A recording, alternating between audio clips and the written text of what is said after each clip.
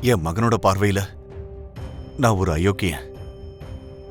சின்ன வயசு இருக்கும்போதே நான் அவங்கள விட்டுட்டு போயிட்டேன். ஆனா நீ மட்டும் அவங்கள வளர்த்து ஆளாக்கி இப்ப அவங்கள இந்த நிலைமையில வச்சிருக்க. இப்போ நம்ம பூர்ணிக்கு கல்யாணம் பண்ணணும்னு நினைக்கிறேன். உன்னை தேவதையோட கூட கம்பேர் பண்ணா பத்தாதுன்னு தான் எனக்கு தோணுது. அப்படியெல்லாம் சொல்லாதீங்க.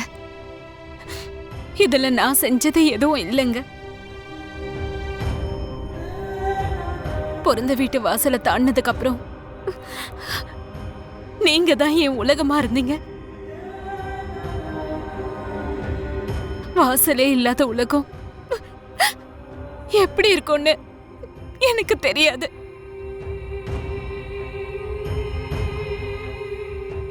அப்படி எனக்கு தெரியும் போது என் புள்ள ககன் எனக்கும் பூர்ணிக்கும் காவலா இருந்து எங்களை அவன் பாதுகாத்தாங்க.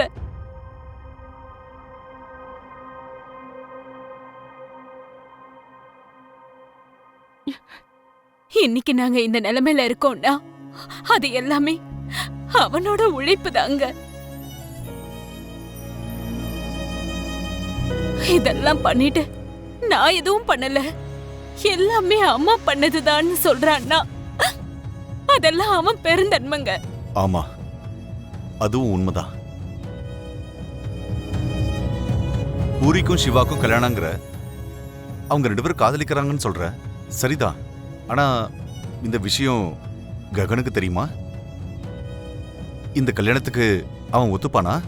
ஐயோ மாமா, அவரு ஒத்துக்காமலையா நாங்க உங்களை கூப்பிட்டு பூர்ணிக்கும் சிவாவுக்கும் கல்யாணம்னு தைரியமா உங்ககிட்ட சொல்ல முடியுமா? உங்க பொண்ணு என் தம்பிய காதலிக்கிறான்னு தெரிஞ்ச அடுத்த நிமிஷமே மாமா டக்குன்னு ஒத்துக்கிட்டாரு. என் தம்பிய வீட்டோட வச்சுக்கிட்டு வாழ்க்கை முழுக்க தங்கச்சிய கண்ணு முன்னாடியே வச்சுக்கலாங்கிறது அவரோட சுயநலம்.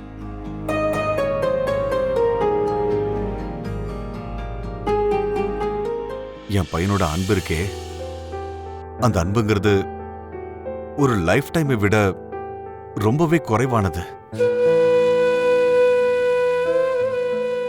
இந்த உலகத்துல அவனோட அன்பு கிடைக்காத துரதிர்ஷ்டசாலினா அது நான் மட்டும்தான். என் பொண்ணு கல்யாணத்துல மாப்பிள்ளைக்கு செய்ய வேண்டியதை செய்ய முடியாது. கடைசியில என் பொண்ணு கல்யாணத்தை என்னால தூரத்துல இருந்து பாக்குறது பெரிய விஷயம்.